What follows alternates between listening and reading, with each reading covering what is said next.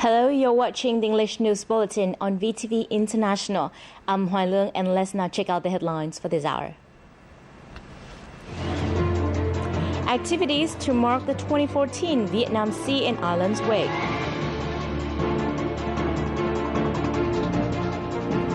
And theoretic activities dedicated to fatherland seas and islands.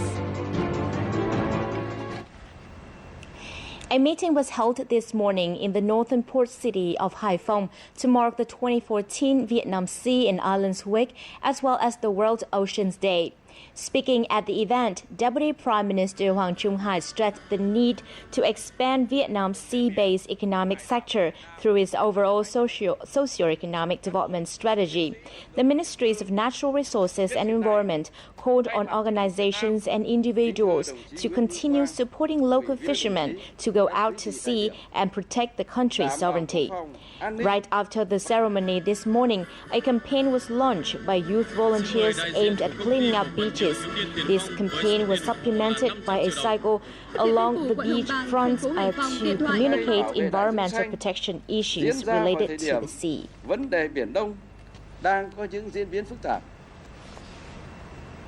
Vietnam's Sea Trademark in International Integration was selected as the theme for this year's Sea Trademark Forum.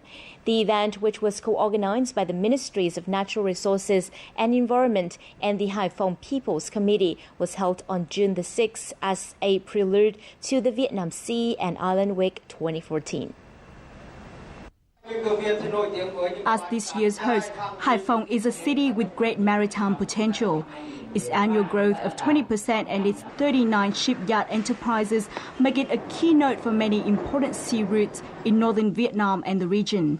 In addition, the upcoming development of the deep-water Hải Phòng International Seaport in Lạch Huyện will be a massive improvement to Vietnam's overall maritime trademark. With 30 years of development from 1986 until now, Hải Phòng ports have a huge impact locally and nationally, especially to the maritime economy.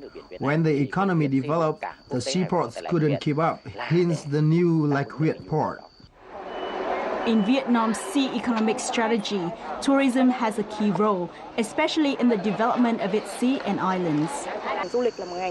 Tourism is a multifaceted industry, a local sector for export. Tourism boosts development in coastal areas. At the conference, representatives stressed that sea products are very important in developing Vietnam's sea trademark. Notably, several provinces have paid attention to this. Sea products such as fish sauce need to be registered, and it requires support and promotion in order to export it.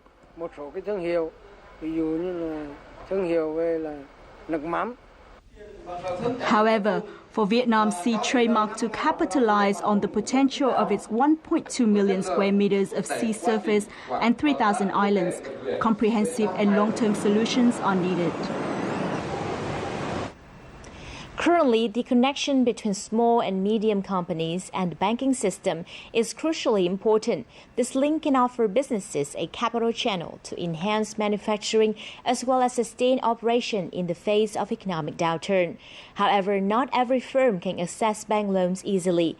Thus, the program of connecting banks and enterprises, which has been implemented in Thừa Thiên Huế Central Province, is highly rated as an effective measure to deal with the situation. To promote the program in the area, last month, a conference entitled Dealing with Enterprise Difficulties in Accessing Credit Loans was held in the central province of Thừa Thiên Huế. The conference attracted attendance from many local firms. Addressing the event, representatives from businesses actively shared their views and discussed finding feasible solutions to giving lines of credit to the companies that need them. The aim of the conference was to link government agencies with enterprises and commercial banks.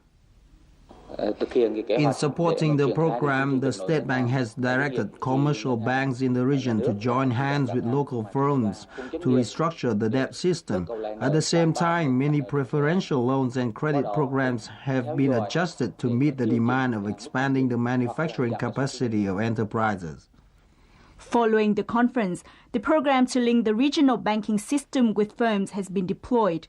Accordingly, Credit organizations are now more active in finding customers and supporting enterprises. More loan package with preferential interest rates are also being offered to local firms. The program has contributed to raising commercial bank responsibility in the community, as well as in sharing the burden of difficulties with enterprises.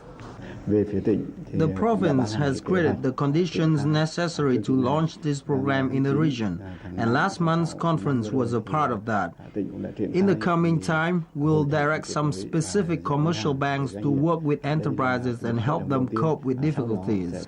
Some measures, including releasing new credit loans and adjusting interest rates, will soon be implemented. Currently, the connection between the government, enterprises and commercial banks can be seen as a key requirement to helping firms operate effectively. When firms and banking systems can share the same view, it will establish fair conditions for further cooperation in the future. The program of connecting banks and enterprises is a measure that could solve many problems currently faced by businesses. Exotic Vietnam is an intriguing blend of many charms. This land is where all manner of stunning landscapes await like a visual feast, rivaled only by the beauty of its people and their abundantly rich tradition and culture. Here is where you can relive the past in richest color or live it up in the bright lights of the big city.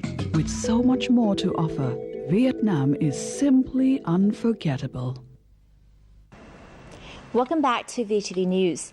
Doctors in the central city of Hue, with the support of their counterparts from St. Vincent Hospital in Australia, have for the first time transplanted a partly artificial heart device or hardware in Vietnam. The doctor operated on a 39-year-old Vietnamese man who had suffered from dilated cardiomyopathy. The transplant was completed successfully after 5 hours, and the patient has recovered. The transplant has opened up opportunities for patients awaiting suitable organs to prolong their lives.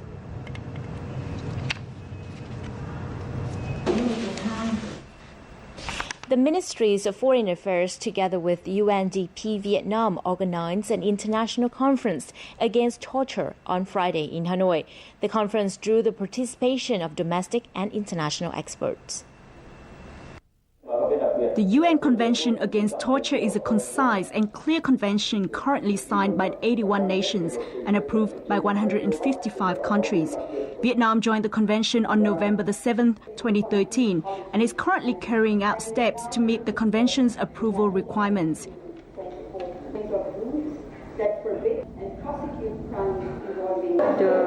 Has been held today is a good step forward in clarifying, in understanding better the state obligations under this convention, to understand better what would have to be done as part of the ratification and the implementation process. At the conference, experts exchange views and clarify practical ways in which the convention's contents will be implemented in Vietnam. These discussions will help Vietnam actualize its 2013 Constitution on Human Rights and Human Rights Protection. When the National Assembly dropped laws, we are going to amend the criminal laws as well as making a new law on questioning detainees to be completed around 2015 to 2016. There are chances for us to learn from international experience. Currently, the Ministry of Security is chairing and coordinating with other ministries in this undertaking. Messaging so that we are tough on torture, we want to improve our prison conditions, and every prison, every psychiatric hospital, every police station has to be opened to an independent inspection. That would be the best message to send, that we want to prevent torture from happening. Vietnam's participation in the UN Convention Against Torture show that the country is proactive in this regard and stands up to its international responsibilities. A series of plays on Vietnam's history of fighting invasions have recently been staged in light of the EC complications. As hot-headed China presses on, despite calls for perseverance, these plays direct people's attention towards the EC within a wilder historical context. A special performance was held earlier this week in Ho Chi Minh City. Viet kings rule Viet sea and land, a divination given by the gods' command. Foreign invaders who dare cross, we will annihilate and disband.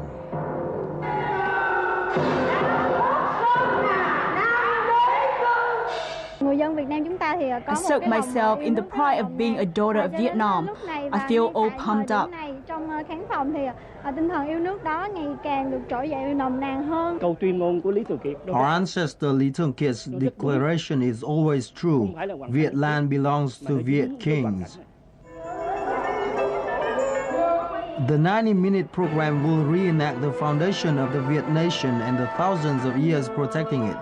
It's made up of 3 short plays, The Milling Drums, Poem on a Horseback, and Trần Quốc Toản Goes into Battle. 200 artists, mostly quite young, have worked without pay on these projects, motivated by the sole desire of affirming that the Paracel and Spratly Islands belong to Vietnam.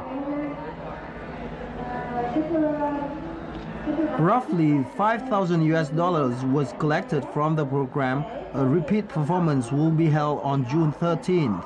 The money collected is going to be sent to the soldiers on the Spratly Island, hopefully contributing towards an additional ship of first aid kits for the people at the front line. In order to accommodate the high number of visitors during this year's peak season, increased train services have been organized for the Quang Binh-Hanoi Road.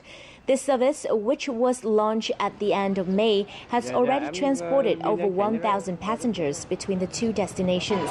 The number of tourists traveling this route has increased from 150 to over 400 per day. This has created good traveling options for visitors while contributing to the tourism promotion of Quang Binh province. And finally, as always, is the updated weather forecast.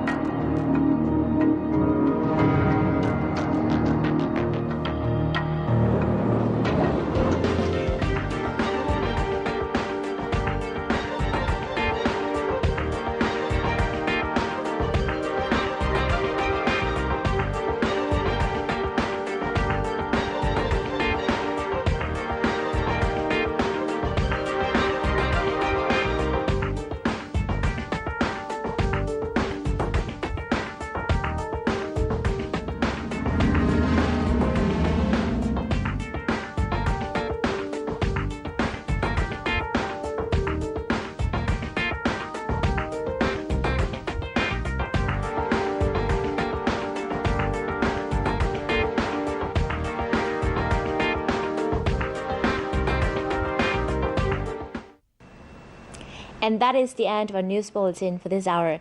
Please log on to vtv4.vn for more of our program.